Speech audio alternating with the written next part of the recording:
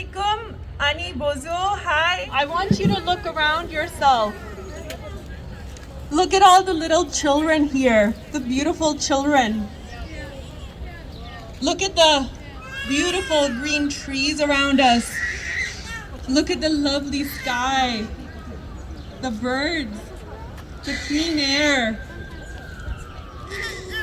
This is something that we have to protect for generations to come.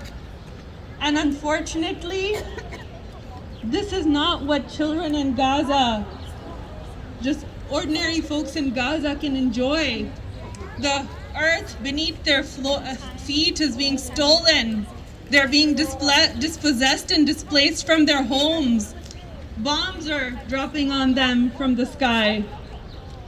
They're breathing bomb fumes, and the concrete buildings, the residential towers that are coming down, the media building that was bombed, they were given an hour to evacuate. That was bombed. They couldn't get their equipment out. The children who can't sleep because there's too many explosions. And yet, we have Trudeau who's sitting there silently. It's a shame. Can we please just say shame on Trudeau? Shame! How dare he sit there silently when little children are being bombed? It's not okay. We say no to that. I'm a Kashmiri cis woman who lives here and works here with Kashmir Gul Posh. I live here because where I'm from, I can't go back.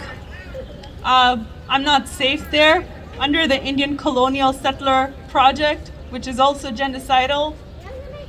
Recently, in the uprisings that are taking place in Palestine, back home, one of our artists put out a message, "We are Palestine."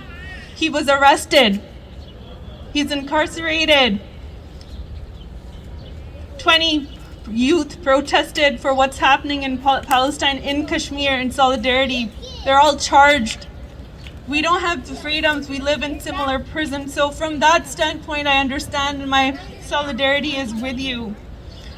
I want to close this with just some remarks about the importance of stopping being afraid, right? The politicians, they're depending on us to stay afraid and be afraid of speaking up, speaking out, being visible. They're depending on it. I had a politician from Niagara tell me, even though publicly she supports the Palestinian struggle, that she wouldn't be here today because she didn't want to be seen in media. She didn't want to be connected. Her PR, her image would be ruined or could be targeted by the Zionist lobby. Shame! Shame on all these public political representatives that have a duty and a moral obligation to speak out, but they're not. They're just sitting there silently enjoying their privilege. Shame! We need to stop being afraid together. We need to come out to these spaces. We need to call these politicians' offices and tell them to make public statements about what's happening. We demand for a free Palestine from the river to the sea. We demand an end to the occupation. I'm going to wrap this up with telling you some strategies that the Palestinian people have advocated for that you should take part in. Divest from Israeli businesses. Follow the BDS movement and find ways to participate in it. You can Google all kinds of ways to do so locally. Speak up, make noise, be visible. You need to tell Trudeau to stop selling and sending weapons to Israel. Yes.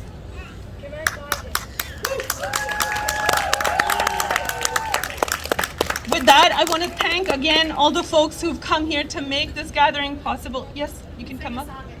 That would be lovely. Thank you so much. That would be lovely.